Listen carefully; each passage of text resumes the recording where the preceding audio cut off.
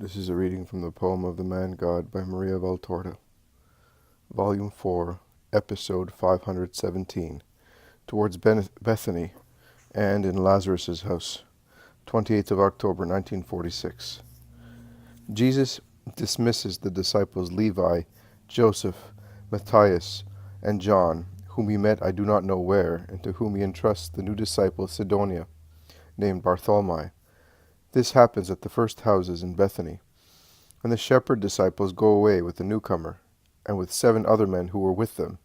Jesus looks at them go away. He then turns around to look at his apostles, and he says, "And now let us wait here for Judas of Simon." "Ah, you noticed that he was gone," say the others, who are surprised.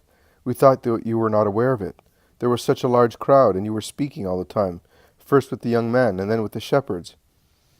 "I noticed that he had gone from the very first moment. Nothing escapes my notice. That is why I went to some friendly houses, telling them to send Judas to Bethany, if he should look for me." "God forbid," grumbles the other Judas between his teeth. Jesus looks at him, but pretends that he has not heard, and he goes on speaking to everybody, as he sees that they are all of the same opinion as Thaddeus. Faces at times speak better than words. "This will be a good rest while waiting for his return.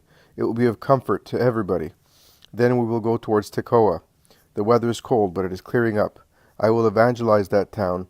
Then we will come back up, passing through Jericho, and we will go to the other bank. The shepherds told me that many sick people are looking for me, and I sent word that they need not set out on the journey, and that they should wait for me there." "Well, let us go," says Peter with a sigh. "Are you not glad to go to Lazarus' house?" Thomas asks him.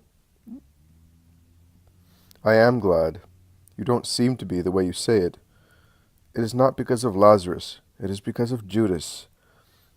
"You are a sinner, Peter," says Jesus, admonishing him. "I am. But he, Judas of Kerioth, is he not a sinner, since he goes away, is insolent, and a torturer?" bursts out Peter angrily, as he cannot stand the situation any longer.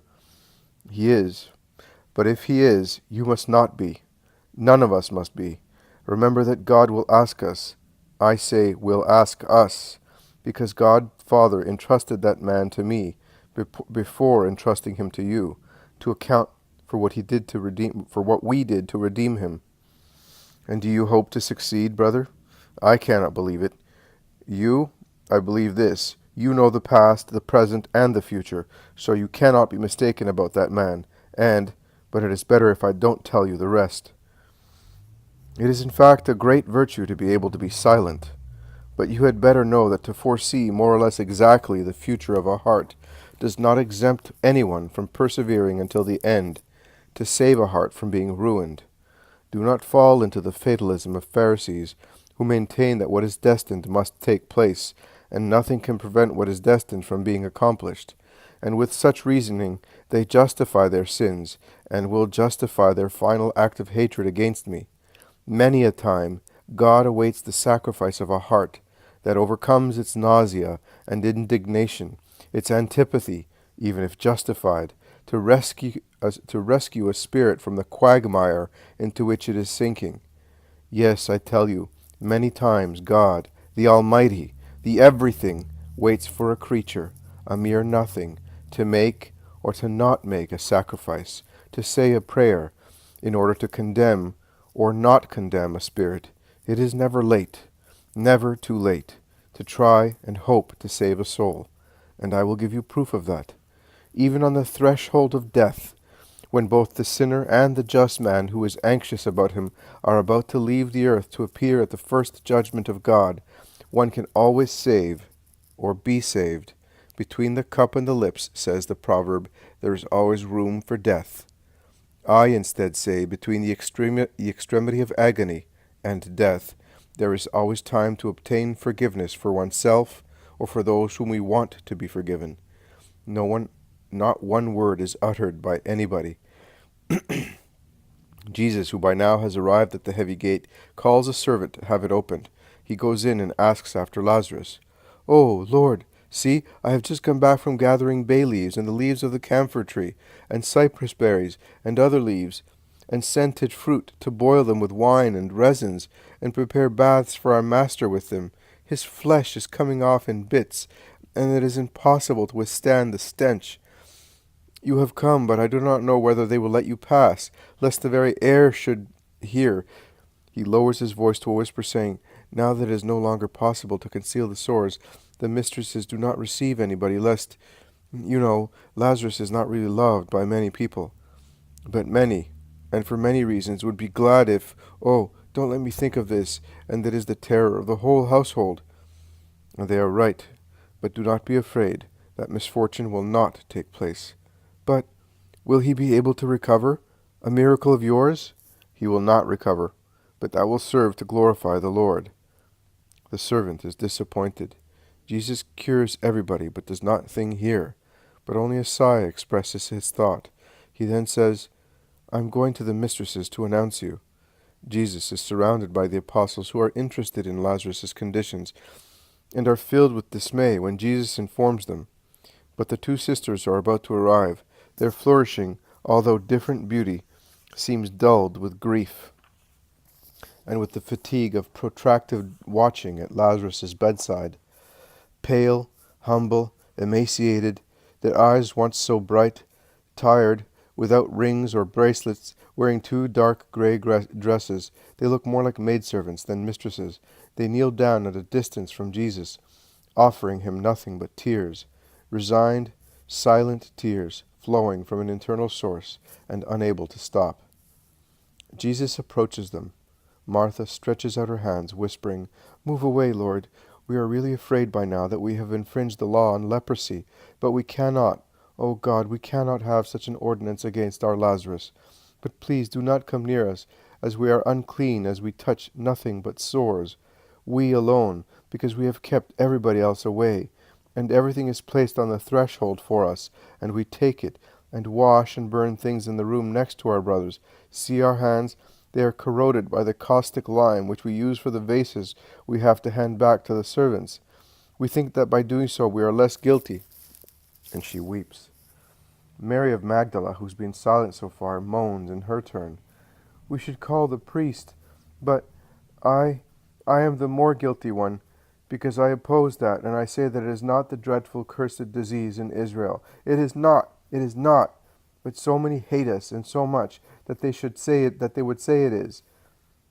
Your apostle Simon was declared a leper for much less." "You are neither priest nor doctor, Mary," says Martha, sobbing. "I am not, but you know what I have done to be certain of what I am saying. Lord, I went and uncovered the whole valley of Hinnom, all Siloam, all the sepulchres near En-Rogel. I went dressed as a maidservant, veiled in the first light of dawn, loaded with foodstuffs, medicated waters, bandages, and clothes, and I gave everything. I said that it was a vow I had made for him whom I loved, and it was true. I only asked to see the sores of the lepers. They must have thought that I was mad. Whoever wishes to see these horrors? But after laying my offerings at the edges of the crags, I asked to see, and they were above me. I was farther down. They were amazed. I was disgusted. They wept, and I wept, and I looked and looked. I looked at bodies covered with scales, with crusts, with sores. I looked at corroded faces, at white hair stiffer than bristles, at eyes exuding pus, at cheeks through which I could see teeth, at skulls on living bodies, at hands which had become claws of monsters, at feet resembling knobby branches. Stench, horror, rottenness. Oh, if I sinned worshipping flesh, if I took delight in my senses of sight, smell, hearing, touch, in what was beautiful, scented, harmonious, soft, and smooth, oh, I can assure you that my senses have been purified in the mortification of such sights. My eyes forgot the enticing handsomeness of men on contemplating those monsters.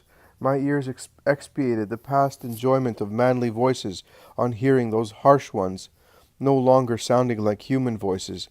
My body shuddered, my smell revolted, and all remainders of the cult of myself died, because I saw what we shall be after death. But I brought back with me this certitude, that Lazarus is not a leper. His voice is not injured, his hair and the hairy parts of his body are intact, and his sores are different. No, he is not a leper. And Martha distresses me because she will not believe, because she does not comfort Lazarus by dissuading him from believing that he is unclean. See, he does not want to see you now that he knows that you are here, lest he should infect you. The foolish fears of my sister are depriving him also of your comfort. Her passionate nature makes her angry, but when she sees that her sister bursts into tears, weeping desolately, her impetuosity abates at once, and she embraces and kisses Martha, saying, "Oh, Martha, forgive me. Grief is making me unfair. It's my love for you and Lazarus that wants to convince you. My poor sister, what poor women we are. Now, do not weep so. You are in need of peace and reciprocal compassion, for your own sake and for his. Lazarus, in any case, is not leprous, I tell you." "Oh, come to him, Lord. Who can judge better than you whether he is leprous?" says Martha imploringly. "Have I not already told you that he is not?" "Yes, but how can you say so if you do not see him?" "Oh, Martha, Martha, God forgives you because you are in pain, and you are like one whose mind is raving. I feel sorry for you, and I will go to Lazarus and uncover his sores, and you will cure them," shouts Martha, standing up. "I have already told you that I cannot do it, but I will put your minds at rest, as you will know that you have not infringed the law concerning lepers. Let us go." And he is the first to set out towards the house, beckoning to his apostles not to follow him. Mary runs ahead. She opens a door, runs along a corridor, opens another door which leads into a small internal yard, and after a few steps she enters a semi-dark room encumbered with basins, small vases, amphorae, bandages. A mixed odor of spices and putrefaction is perceived. There is a door opposite the first one, and Mary opens it, shouting in a voice that endeavors to be bright and joyful, "Here is the Master! He has come to tell you that I am right. My dear brother, cheer up and smile, because our love and peace is coming in." And she bends over her brother, lifts him on the pillows, kisses him, heedless of the smell that, in spite of palliatives, exhales from the ulcerated body. And she is still bent, tidying him, when Jesus' kind greeting resounds in the room, which, enveloped in a faint light, seems to brighten up because of his divine presence. "Master, you are not afraid." "I am." "You are ill. Nothing else.